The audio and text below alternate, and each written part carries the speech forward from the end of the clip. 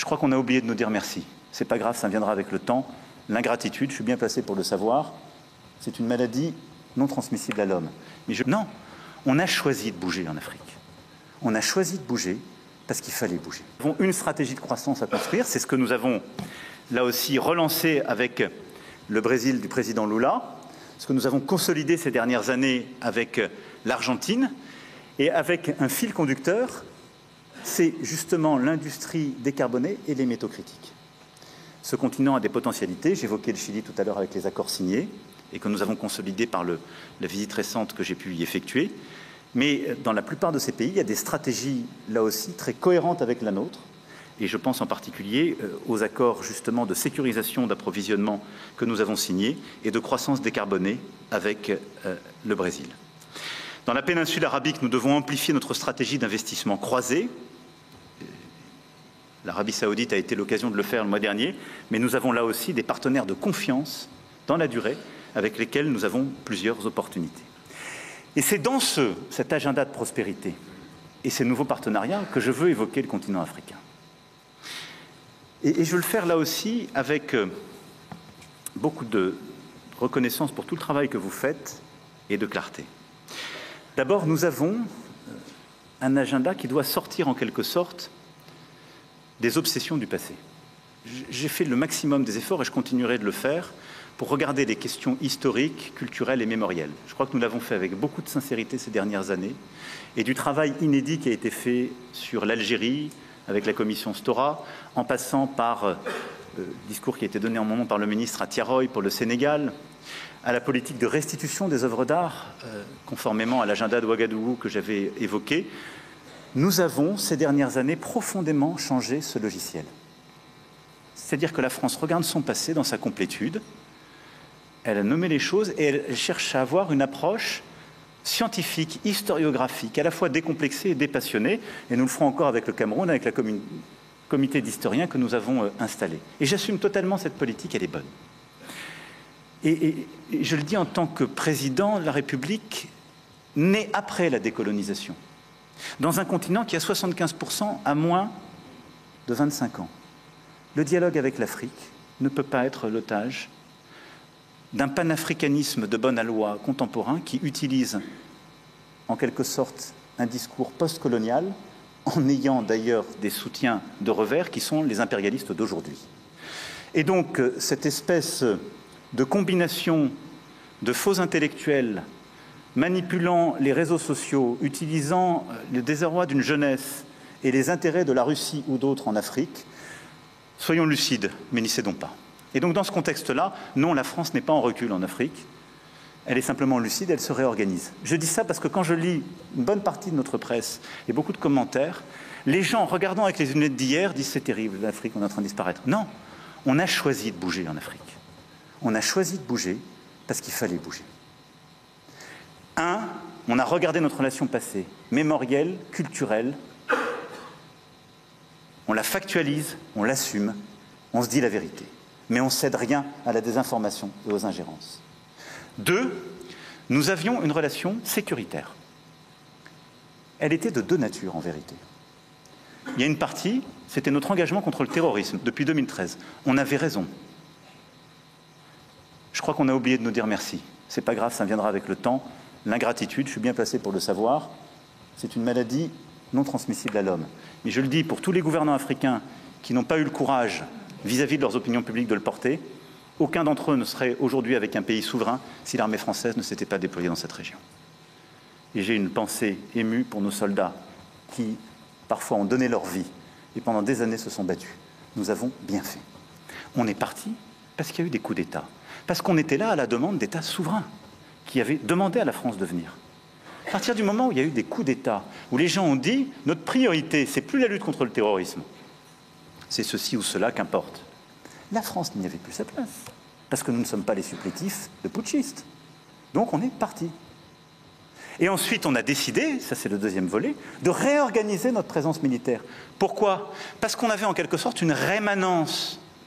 Et on nourrissait nous-mêmes un discours post-coloniale. Parce que dans les pays d'Afrique francophone, il y avait cette histoire, et donc on avait laissé une présence installée dans nos bases. Est-ce qu'elle avait encore une justification? Plus tellement. Est-ce que c'était ça le rayonnement de la France? Non. Je salue tous ceux qui ont servi, ça ne l'était plus là. Et ça n'était plus compris, c'était utilisé. C'est-à-dire que tous les réseaux d'activistes que j'évoquais venaient dire « Regardez les Français, ils ont un camp avec 2000 soldats là. Donc ils vont préparer un coup d'État. » Et toutes les désinformations possibles étaient utilisées contre nous. Donc nous avons patiemment, et je remercie Jean-Marie Bockel, je le remercie à double titre, personnel et pour cette mission, parce qu'il fait partie de ceux qui ont vécu dans sa chair et la chair de sa famille, ce que j'évoquais tout à l'heure. Mais il a mené patiemment, en lien avec les ministres et le SEMA, cette mission. Et donc nous avons proposé aux chefs d'État africains de réorganiser notre présence. Comme on est très poli, on leur a laissé la primauté de l'annonce. Mais vous ne vous trompez pas, c'est nous qui l'avons... Et parfois, il a fallu y pousser.